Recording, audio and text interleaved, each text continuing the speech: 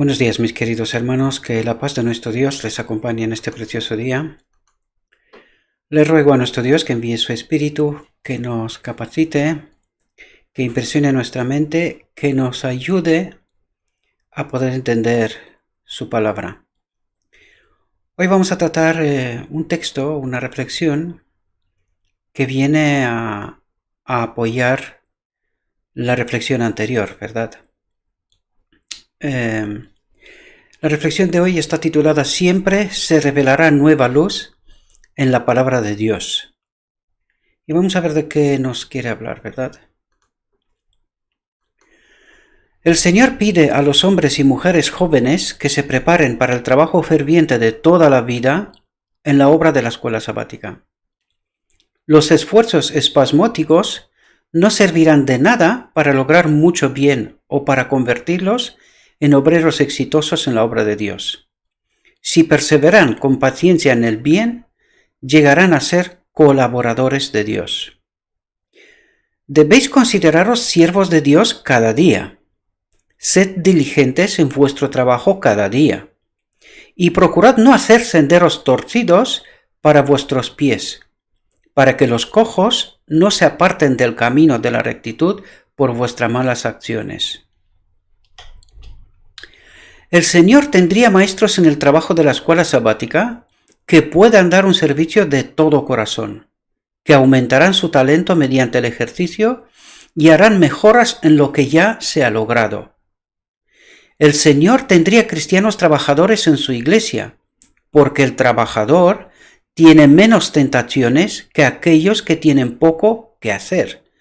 Y aquí creo que nos revela un principio importante. Es decir, si tendríamos nuestro tiempo ocupado en el estudio, en el entendimiento de la palabra de Dios, dice, tendríamos menos tentaciones que aquellos que tienen poco que hacer, ¿verdad?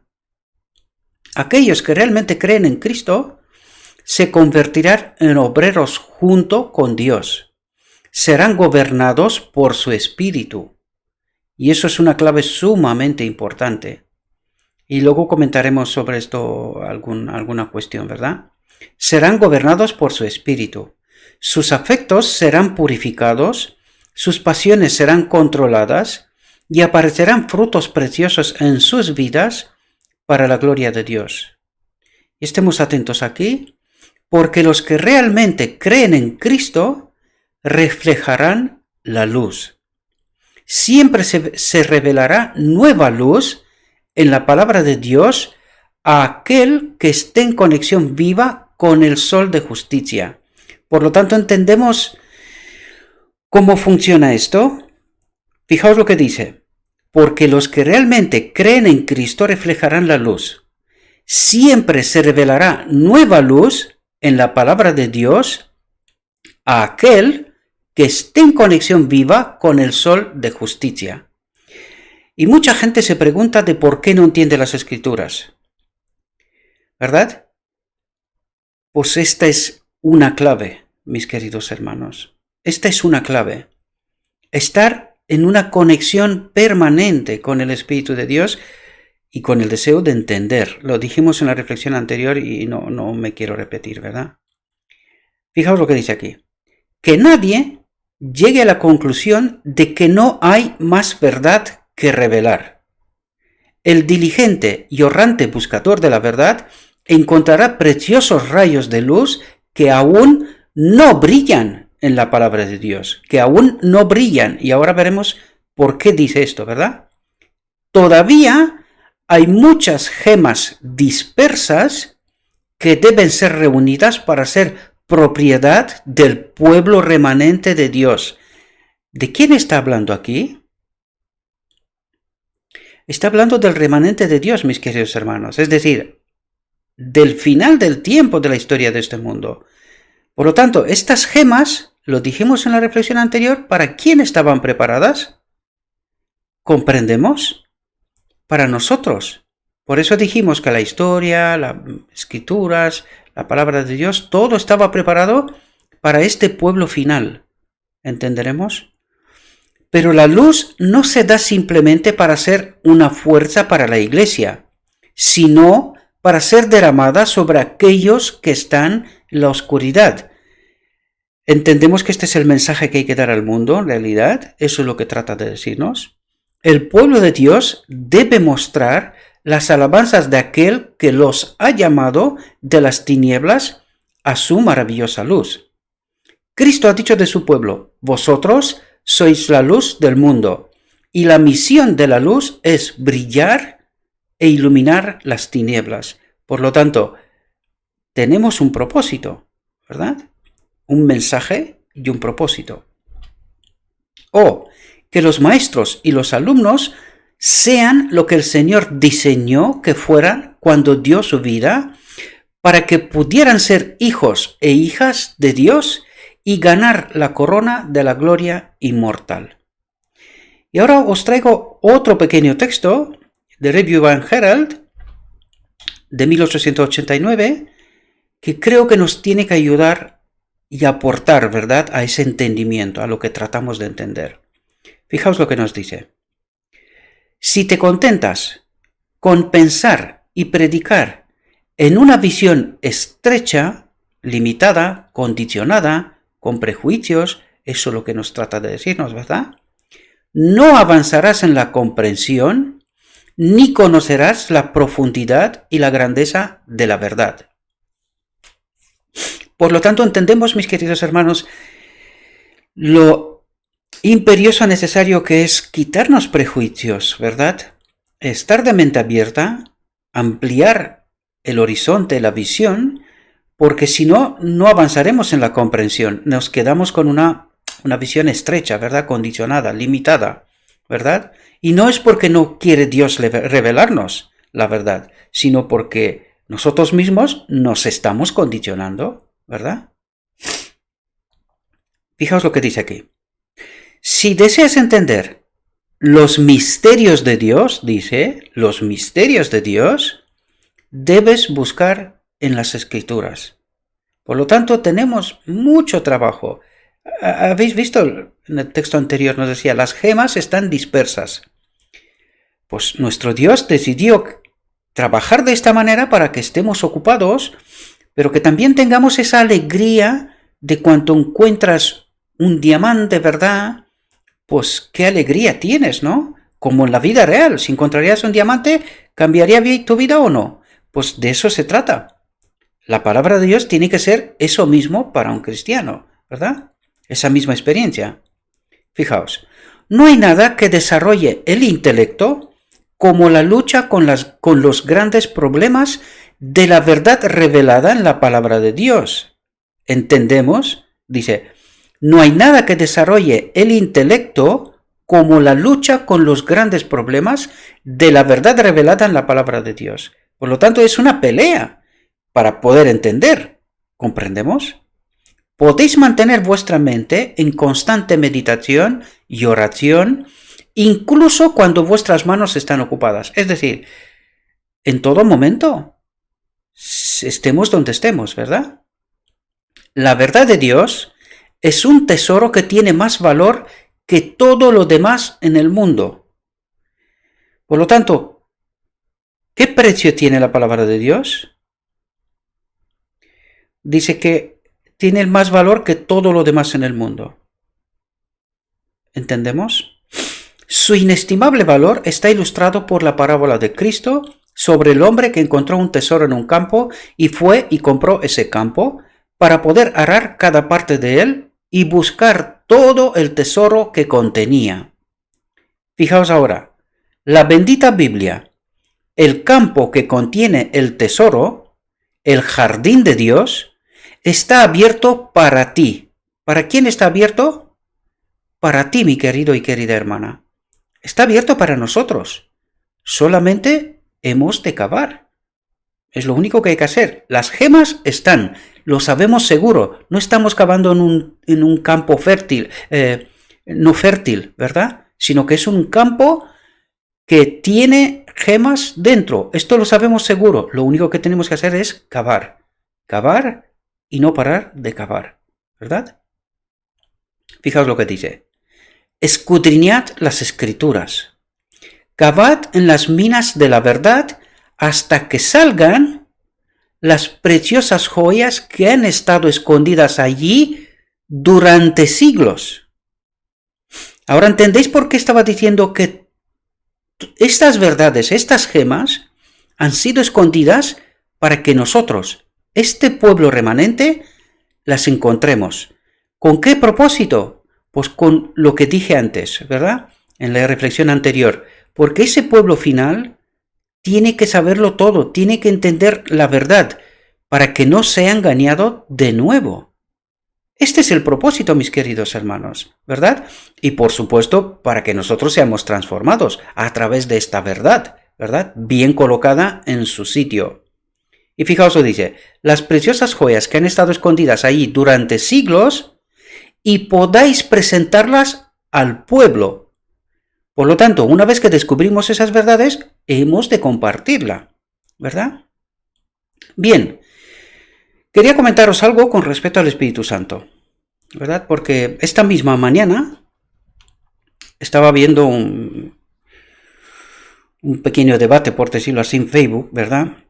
Y alguien venía y decía, oye, que estáis hablando todo el rato del mensaje de 1888. ¿Y qué es este mensaje? Pues precisamente este es el problema, mis queridos hermanos. Es curioso porque esta gente son adventistas del séptimo día, ¿verdad? Y yo me pregunto, porque decía que no, es que alguien le contestó, ¿verdad? Más o menos en una pequeña síntesis, lo que realmente es 1888 y el mensaje de la justicia de Cristo, ¿no? Que es lo que venimos desarrollando aquí, una detrás de otra, ¿no? Y él dijo, sí, pero que esto no está en la Biblia. Y casi estaba a punto de meterme en esa discusión, en ese debate para contestarle, ¿no? Pero luego pensé, digo, no, déjalo. Si no ha entendido es porque le falta la clave. Y es precisamente lo que os quiero comentar. ¿Cómo es posible que siendo uno adventista del séptimo día, no se conozca el espíritu de profecía? Porque, mi querido hermano, si tú eres adventista del séptimo día y no entiendes que el fundamento de este pueblo fue sentado a través del espíritu de profecía, ¿verdad? Es la Biblia, por supuesto, pero aquí tenemos que hacernos una pregunta clave. Yo le decía en la reflexión anterior también, cada uno ponga el espíritu de profecía donde quiera, ¿verdad? Porque su nivel, su capacidad de comprender lo que está escrito allí, le contestará a esta pregunta. Si está por encima, por debajo, igual, no importa, ¿verdad? Yo no voy a entrar en este debate porque eso es una cosa personal, ¿verdad? Pero ahora, y además la Elena de White, ella lo dijo claramente, ¿verdad? ¿Cuál es el sitio, no? Que le corresponde. Pero si tú no te conoces el espíritu de profecía, aquí hay que ponerse una pregunta importante. ¿Por qué Dios escoge darnos el espíritu de profecía? Si tú, querido hermano, quieres que todo, es decir, todo lo que tratamos aquí de estudiar, tú lo quieres encontrar exactamente así en la Biblia, ¿qué sentido tiene que Dios mande un profeta y que te dé todo este texto, todo esto escrito? Ahora bien, te quiero explicar también otra cuestión. Todos esos textos no deberían de haber existido, nunca. Pero ¿sabes por qué existen? Porque en 1888, cuando Dios envió el mensaje que correspondía al día de la expiación, es decir, la justicia de Cristo, para que entendamos el asunto del pecado, en fin, que podamos entender cuestiones muy profundas, ¿verdad? ¿Por qué crees que Dios nos envía el espíritu de profecía? Si todo se podía entender con la Biblia, ¿cómo te crees tú que los demás con la Biblia en la mano han llegado en la oscuridad en la que estaban?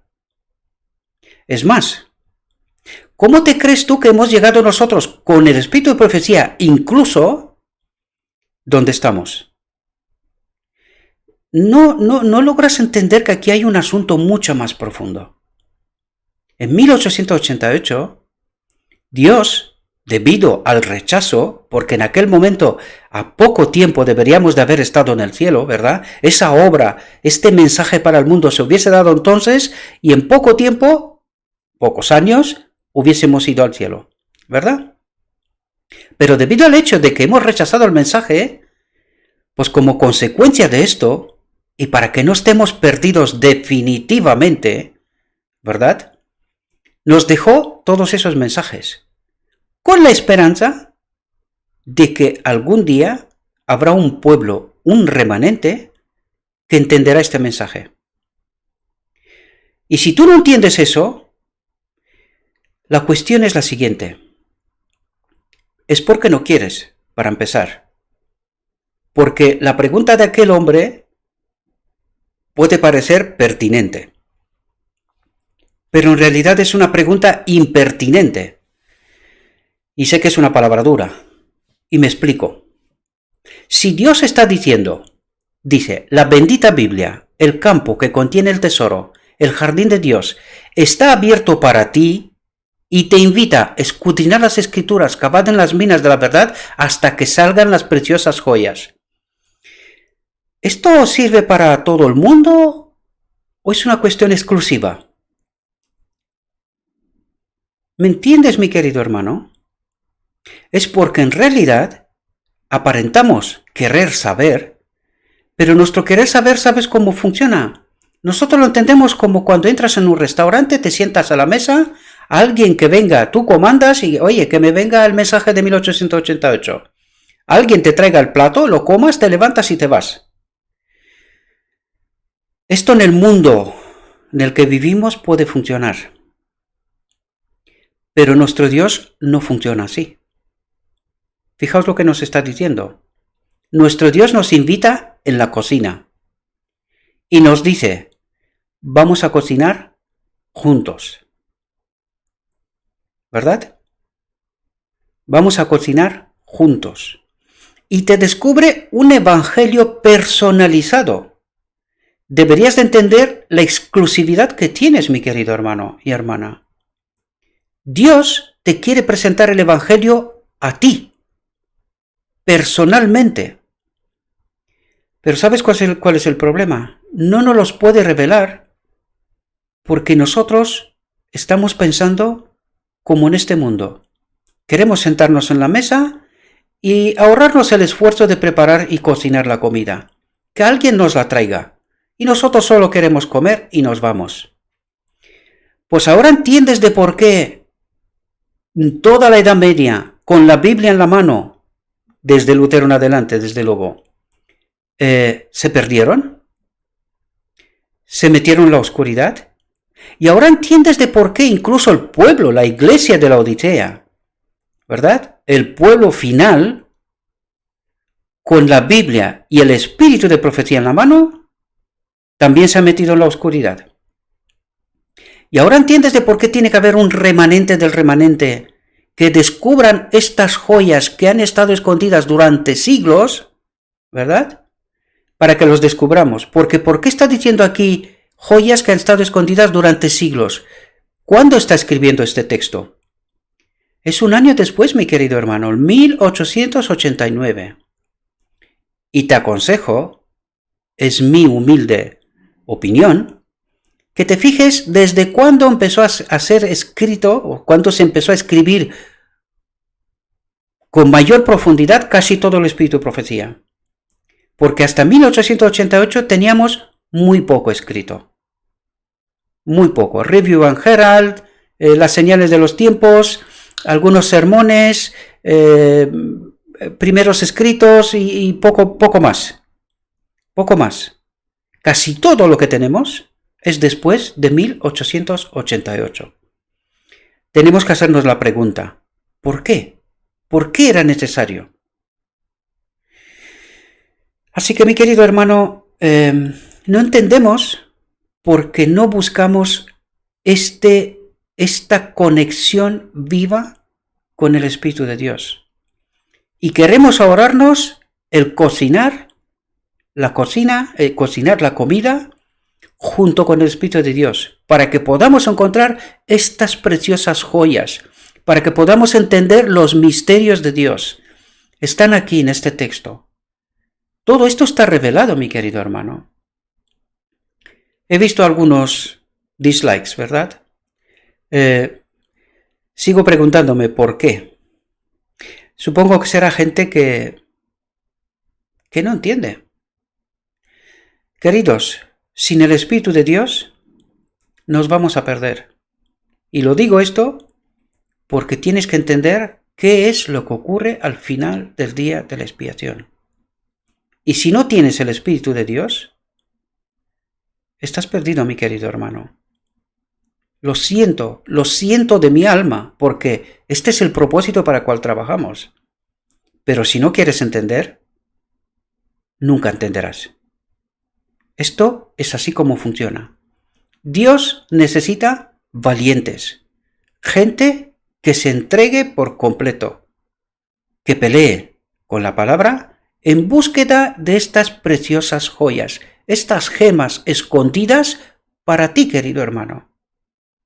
Pero tú te quieres ahorrar el cavar. Y esto no funciona así. Si no entiendes ese principio, desgraciadamente vas a tener un problema. Pero yo ruego y espero, confío, que por la gracia de Dios, a través de su Espíritu, seas capaz de cambiar de opinión. Seas capaz de remangarte y empezar a cavar y entender estas preciosas joyas. Porque aquí fijaos lo que dice: el jardín de Dios está abierto para ti. Escudriñad las Escrituras, cavad en las minas de la verdad. Espero, mis queridos hermanos, que esta reflexión os haya podido ayudar una vez más y que entendamos cuál es el método de Cristo, cuál es el método de Dios para salvarnos. Nosotros queremos ahorrarnos, ¿verdad? Ese caminar arriba a Gólgota y esa cruz que pesa. Pues no hay otro camino, mi querido hermano. Solo el camino que ha recorrido el Maestro. No hay otro. Y si quieres ir por otro camino, que sepas que el final no es el mismo. Os deseo, mis queridos hermanos, que tengáis un próspero día y que todo lo que os he dicho, os lo he dicho en nombre de Cristo Jesús. Amén.